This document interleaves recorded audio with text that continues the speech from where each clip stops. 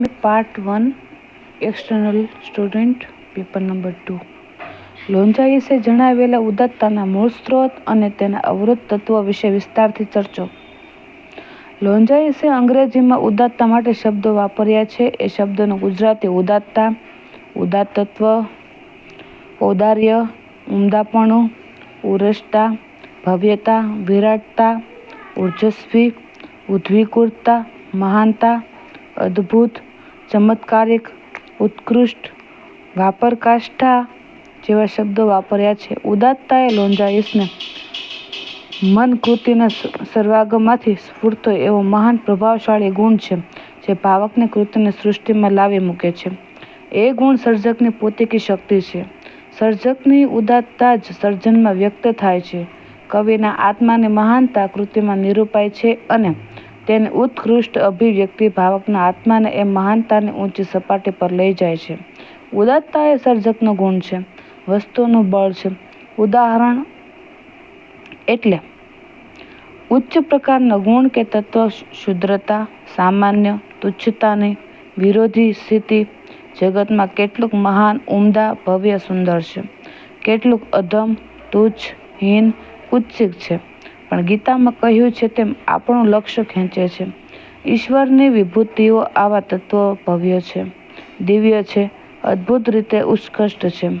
પ્રકૃતિમાં આકાશની અગાધતા, પ્રસન્નતાની ગહનતા, પૃથ્વીની વિપુલતા, પાણીની અનેકવિધ લીલાઓ, મહાન વટવૃક્ષનો વૈભવ, વાદળોનું આડંબર, અમાસનો અંધકાર કે પૂર્ણિમાની ચંદ્રમા જેવા ઉદાત્ત તત્વો પડેલા છે. એના દર્શનથી સર્જક હૃદયનો ચેતો વિસ્તાર થાય છે. પ્રકૃતિની ઉત્કૃષ્ટતાની અભિભૂત થયેલું ક્વચિત અનુભવે છે. જેમ પ્રકૃતિમાં તેમ વ્યક્તિમાં, રાષ્ટ્રમાં, સમાજમાં, અંગત જીવનમાં ઉદાત્ત ભાવો પડેલા છે. ભાવ, વિચાર કે કલ્પના ઉદાત્ત હોય તો ઉદાત્ત કલાકૃતિનો અંતરંગ બને. પ્રેમ, શૌર્ય, સ્વાતંત્ર્ય, શરાફત, ત્યાગ, માનવ પ્રેમ, સમર્પણ, ઈશ્વર શ્રદ્ધા, કલ્યાણપરાયણતા વગેરે માનવને ઉદાત્ત બનાવતા ગુણો છે. આવા સદ્ગુણોથી જીવન ઉદાત્ત બને છે. જગતમાં અને જીવનમાં દેખતો આ ઉદાત્ત તત્વ કવિ દ્વારા કૃતિમાં આવે છે. ઉદાત્તતા વસ્તુગત છે, કવિગત છે, શૈલીગત છે અને ભાવકના અનુભવગત છે. સર્જકના આત્માનું ઉમદાપણું કે એનો પ્રચંડ ભાવાવેગ અનુભવની ક્ષમતાને તે ઉદાત્તતાનું અંતરંગ તત્વ ગણે છે અને તેને નિસર્ગત કે જન્મજાત માને છે.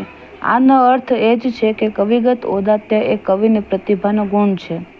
એના વ્યક્તિત્વનો અર્થ જ એ કે કવિગત આ શક્તિ વિશ્વમાં ભાવના સૃષ્ટિમાં પડેલ ઉદાત્તતાને ગ્રહીને કાવ્યનો વિજય બનાવે છે. વિષય વસ્તુ ઉદાત્ત હોય તેથી બધું પતી જતું નથી.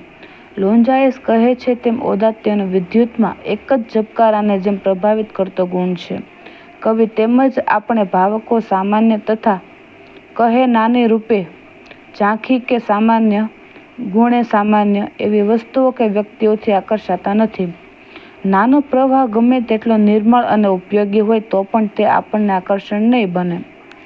સર્જકે ભાવકને અભિભૂત ન કરી શકે તે ઔદાત્ય નહીં, વિષયને સંબંધ છે. તે ઔદાત્ય ઉદાત્ત વસ્તુ, ભાવ કે વ્યક્તિનો ગુણ છે. શૈલીની બાબતમાં ઉદાત્તતા એટલે ભાષાની ઉત્કૃષ્ટતા, તે શક્તિ જે સર્જકની ઉમદા અનુભૂતિને પહોંચાડે. વસ્તુગત